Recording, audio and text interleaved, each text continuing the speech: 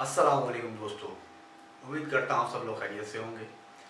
तो वीडियो शुरू करने से पहले आप सबसे रिक्वेस्ट है, चैनल को सब्सक्राइब करें, लाइक करें और अपने दोस्तों के साथ शेयर करें ताकि ये इंफॉर्मेटिव वीडियो आपके दोस्तों तक पहुँच सके और उनको अहम मालूमात मिल सके। चलें अब टॉपिक की तरफ चलते हैं। आज का टॉपिक है हमारा शेंगेन वीज़ा। शेंगेन वीज़ा क्या है और उसके डॉक्यूमेंट क्या रिक्वायरमेंट होती है, इस बारे में हम बात करेंगे। तो सबसे पहले मैं बता दूं, शेंगेन वीज़ा ये है कि 26 कंट्रियों का आपस में एग्रीमेंट हो गया है। तो बहुत सालों से एग्रीमेंट है। तो इस एग्रीमेंट के तहत कोई भी अपनी कंट्री का visa, for example Italy, Germany, France, Spain, Hungary, Malta, Belgium, इनमें से आप किसी भी कंट्री का वीज़ा ले सकते हैं और इन तमाम 26 कंट्री में ट्रैवल कर सकते हैं आप। इसमें कोई आपको किसी और कंट्री का वीज़ा लेने की ज़रूरत नहीं होती। किसी भी कंट्री का वीज़ा ले लें आप। फॉर एग्जांपल आपने लक्समबर्ग का ले लिया वीज़ा, तो आप इटली भी जा सकते हैं, जर्मनी भी जा सकते हैं, फ्रांस भी जा सकते हैं, पुर्तगाल भी जा सकते हैं, हर जगह जा सकते हैं 26 कंट्रियों में।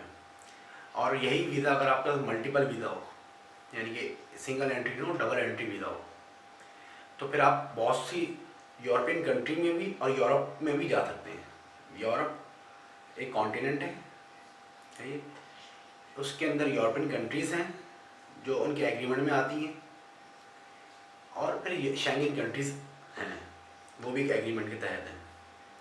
तो यूरोपियन कंट्रीज़ में फ़िलहाल अभी जो 4 अहम कंट्रियाँ हैं, रोमानिया है, बल्गारिया है, क्रोएशिया है, रिपब्लिक ऑफ साइप्रस है।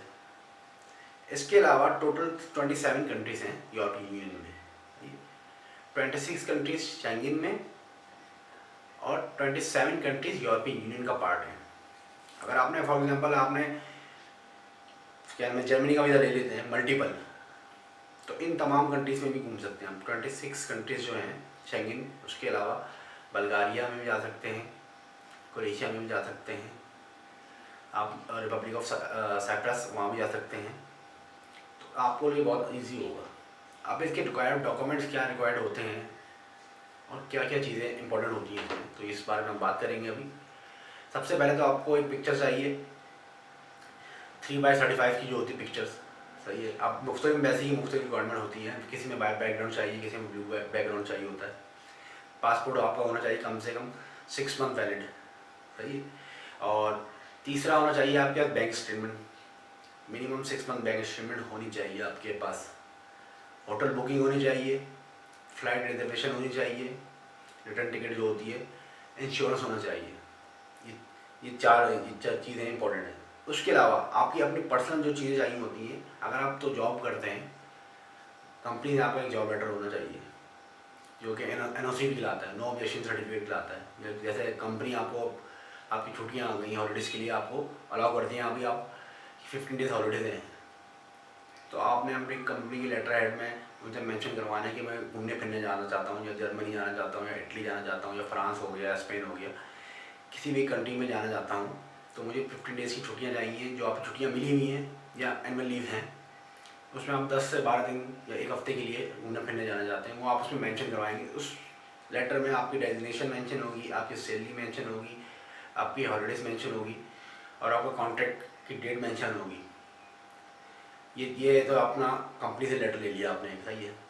फिर आपकी बैंक स्टेटमेंट होनी चाहिए 6 मंथ की, कम से कम उसमें 8 से 10 लाख रुपए हो। ये इतने पैसे हो कि आपका ट्रैवल एक्सपेंस कवर करे, टिकट कवर करे, होटल बुकिंग कवर करे, आपकी मेडिकल इंश्योरेंस कवर करे, और वहाँ पर जो रहने के, जो खाने पीने की एक्सपेंस है वो आपकी कवर करे। तो मैक्सिमम और मिनिमम आप अपने लिहाज से देख लें कितने दिन के लिए जाना चाहते हैं, उस लिहाज से आपको बैंक स्टेटमेंट मेंटेन रखनी है अपनी।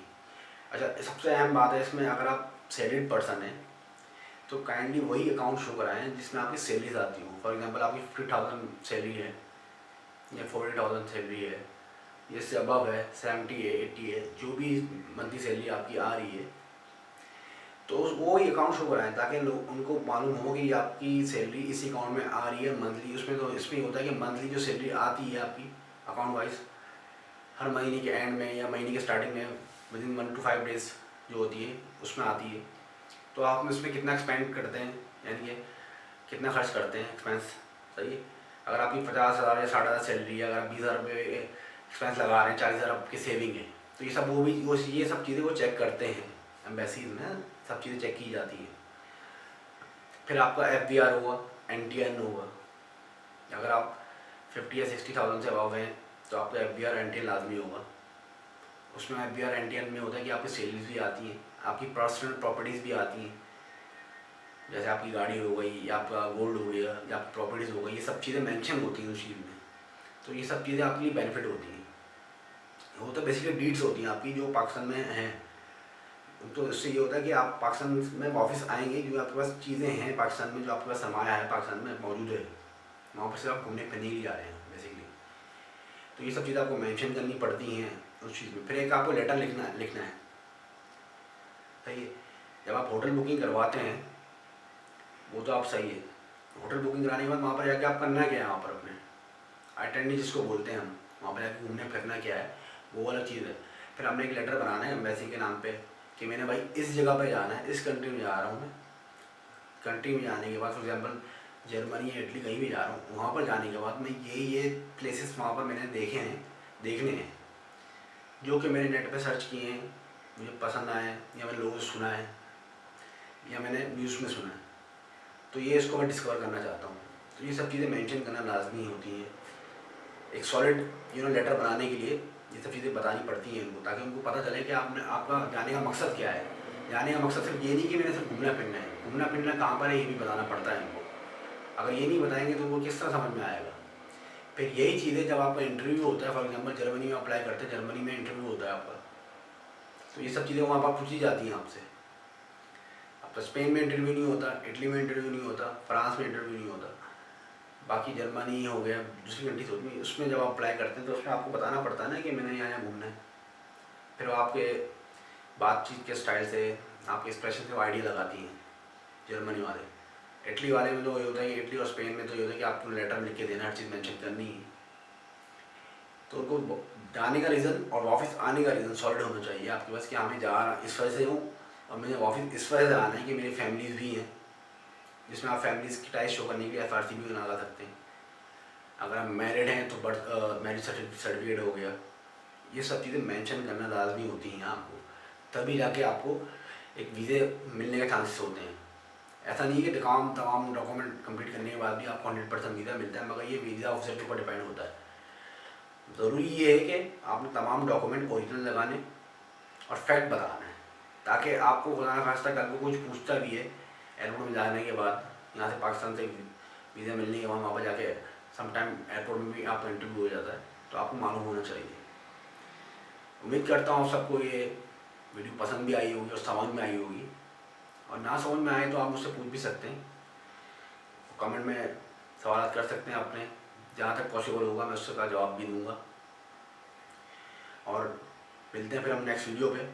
आप अपने दोस्तों का ख्याल रखिएगा। टिल देन अल्लाह हाफिज़।